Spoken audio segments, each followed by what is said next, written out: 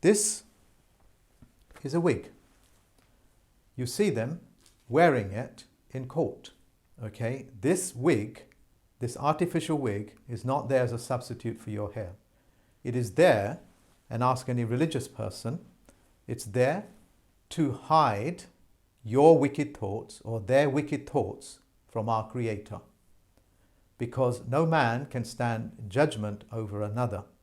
So in order to do that, they put the wig on so God may not see their wicked thoughts.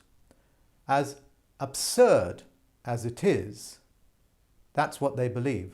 That's why they would change words like creator to God, because God is not a creator. It's a creation of man. The word is creator, and this is creation. We live in creation, irrespective of whether that's of a principle of evolution or not. We're dealing with a creator and creation. So they put this on because they're about to play, and I know it looks comical, and ladies and gentlemen, it is comical. So why should you tolerate this? So if I'm wearing this, I'm essentially hiding my thoughts from my Creator for the ills that I'm going to do you. And sometimes when you don't see the judges wearing these things, you will find on top of where they are, there's a canopy.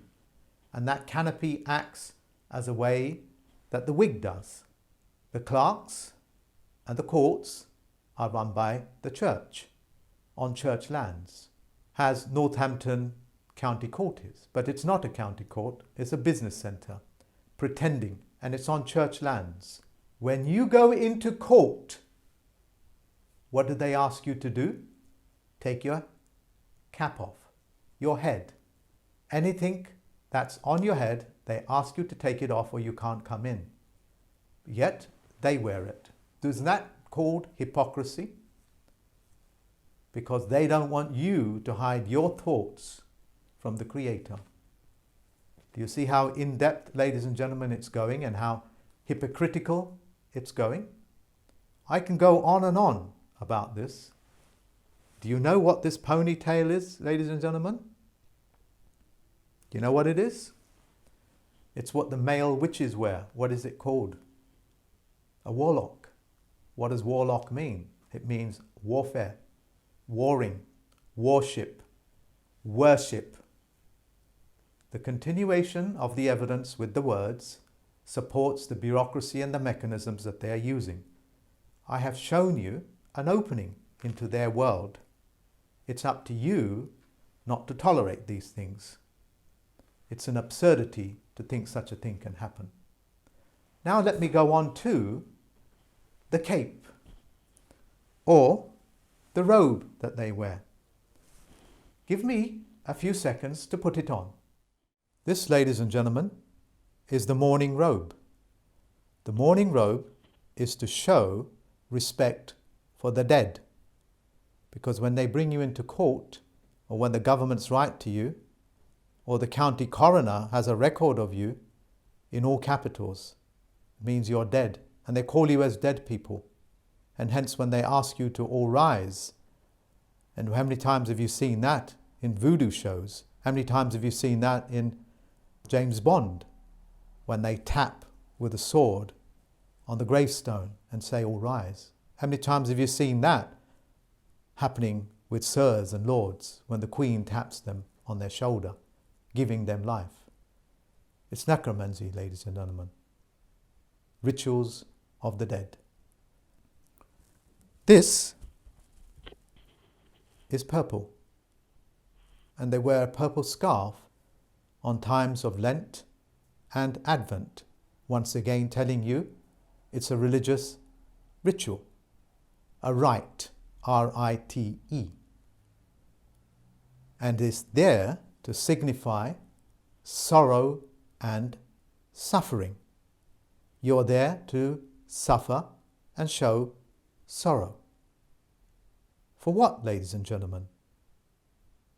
I don't know. The white is to show purity.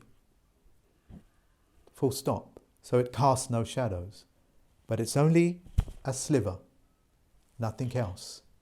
Everything else is an open advertisement that they are speaking to the dead.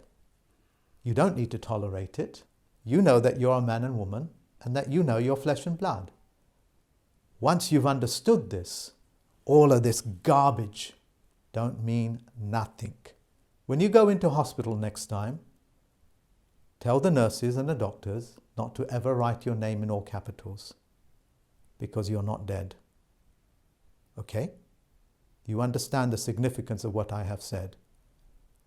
You're there to be safe and protected and not to be treated as dead people. The time and the days of these rights have long gone, thanks to David Way Miller. And it is the general public's ignorance that keeps it going. Ignorance that was engineered into you, because that's how they make their living. All parasites cannot make a living by themselves because they have no life outside of their host. Thank you very much for listening to me, folks. And I'm so sorry it was so somber and so straightforward. But these are the facts that is standing right before you. Do some rudimentary searches and you will be qualifying yourself like very few people on this planet ever bothered to do. Thank you, ladies and gentlemen.